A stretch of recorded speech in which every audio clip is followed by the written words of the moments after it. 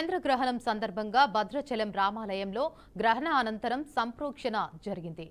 అనంతరం ఉదయం 7:30 నుంచి స్వామివారి దర్శనానికి భక్తులకు అనుమతినిచ్చారు.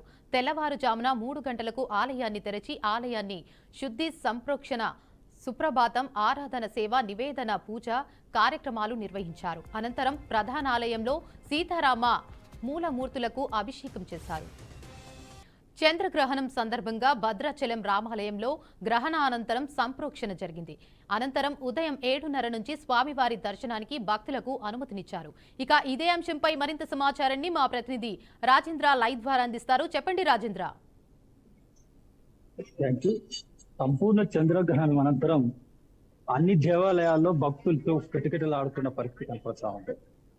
నిన్న రాత్రి 8:55 చంద్రగ్రహణం స్టార్ట్ అయి 2:41 సంపూర్ణ చంద్రగ్రహణం ద్వారా చంద్రుడు దర్శనమిస్తారు.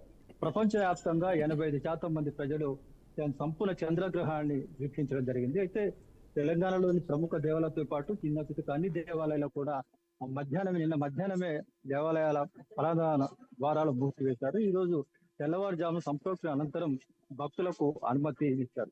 ఉమ్మడి ఖమ్మం జిల్లాలోని దాదాపుగా 375 పైగా దేవాలయాల్లో ఈ సంపూర్ణ చంద్రగ్రహణం కారణంగా నిన్న దేవాలయాలు మూసివేసి ఈ రోజు ఉదయం మాత్రం పునః ప్రారంభింపచేశారు. ప్రధానంగా భద్రాచలం శ్రీ సీతారామచంద్ర స్వామి ఆలయం నిన్న మధ్యాహ్నం 2:30 గంటలకు ద్వారాలు మూసివేయడం జరిగింది. ఈ రోజున తెల్లవారుజామున తిరిగి ఆ స్వామి వారికి ప్రత్యేక పూజలు సంప్రోక్షణ గోదావరి నది నుంచి ప్రత్యేకంగా నీరు తెప్పించి పూర్తిగా ఆలయాన్ని శుద్ధి చేసిన నేపథ్యంలో పూజా కార్యక్రమాలు ప్రారంభించారు. ఈయనకు ఉదయం 7:30కు భక్తుల స్వామివారి దర్శనార్థం కోసం అనుమతి ఇవ్వడం జరిగింది.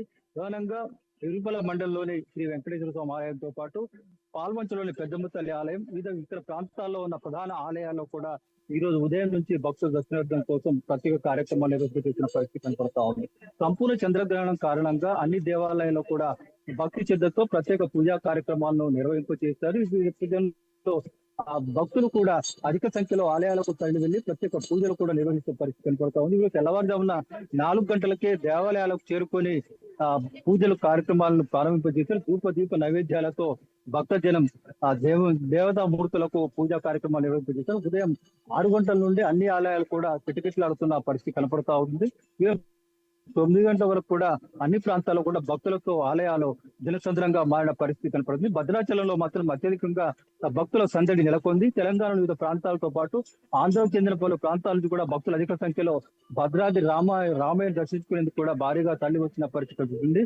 చంద్రగ్రహణం కారణంగా ఆలయాల్లో ఒక నియమ నిష్ఠలో పద్ధతులు కూడా పాటించి అర్చకులు వేద పండితులు ప్రత్యేక కార్యక్రమాలు కూడా నిర్వహించాల్సిన పరిస్థితి కనపడతా ఉంది. మొత్తం మీద ఈ భద్రాద్రి ఆలయంతో పాటు ప్రముఖ దేవాలయాలు చిన్న చితక అన్ని దేవాలయాల్లో కూడా సంపూర్ణ చంద్రగ్రహణం కారణంగా ఆలయాలను ఒకరోజు ముందుగానే ద్వారాలు మూసివేసి తిరిగి తెల్లవారుజామున పునః ప్రారంభించేందుకు కూడా ఏర్పాటు చేశారు. అందులో భాగంగానే ప్రత్యేక కార్యాచరణ కూడా రూపొందించడం జరిగింది.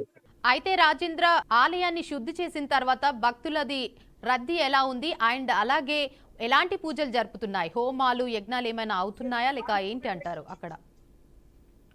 సంపూర్ణ చంద్రగ్రహణం నేపథ్యంలో ఏదైతే ఆచరించాల్సిన పద్ధతులు ఉంటాయో ఆ పద్ధతులన్నిటి కూడా ప్రధాన అర్చకులు వేద పండితులు ఆలయాల్లో నిర్వహించారు. ఈ నేపథ్యంలోనే భక్తులు కూడా పెద్ద సంఖ్యలో సంప్రోక్షణ కార్యక్రమాల్లో పాల్గొన్నారు. శుద్ధి చేసే కార్యక్రమాన్ని అనంతరం ఆలయాల్లోకి ప్రవేశించి దేవతా మూర్తులను దర్శించుకొని ప్రత్యేక పూజలు కూడా నిర్వహించారు. ఈ రకంగానే హోమాలు కార్యక్రమాలు కూడా నిర్వహింపజేశారు. దీప నైవేద్యాలతో ఆ స్వామివారిని ఆరాధించడం జరిగింది.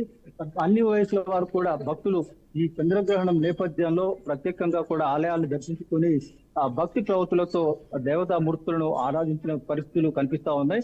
ప్రధాన ఆలయాలే కాకుండా అన్ని ప్రాంతాల్లోని వివిధ దేవాలయాల్లో కూడా ఈ ప్రత్యేకంగా అంటే సంపూర్ణ చంద్రగ్రహణ నేపథ్యంలో ఆలయాల్లో మాత్రం అధిక సంఖ్యలో భక్తులు పాల్గొని పూజా కార్యక్రమాలు నిర్వహించారు.